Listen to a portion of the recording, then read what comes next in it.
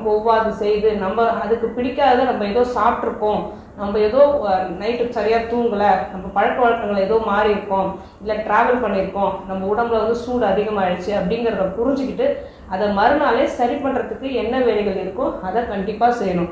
இந்த உடற்கூறு ஒவ்வொருத்தங்களும் ஒரு ஒரு மாதிரின்னு சொல்கிற மாதிரி பொதுவாக அவங்க வந்து நிறைய வாட்டரி வெஜிடபிள்ஸ், நீர்சத்து மிகுந்த காய்கறிகள், நார்சத்து மிகுந்த காய்கறிகள், பழங்கள் டெய்லி சாப்பிட்டுட்டே வந்தாலே செரிமான சக்தியை கொஞ்சம் அதிகரித்து கொடுக்கும்.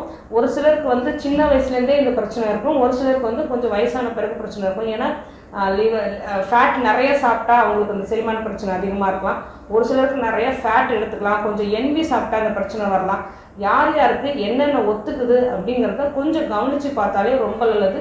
ஒரு சிலருக்கு சிறு குழந்தையிலேருந்து இந்த பிரச்சனை வரும்போது குழந்தைகளுக்கு இதை சாப்பிட்டா 3 மணி நேரத்தில் வயிற்று வலி ஏற்படலாம். ஸோ இந்த குழந்தைக்கு இது ஒவ்வொரு அப்படிங்கிறத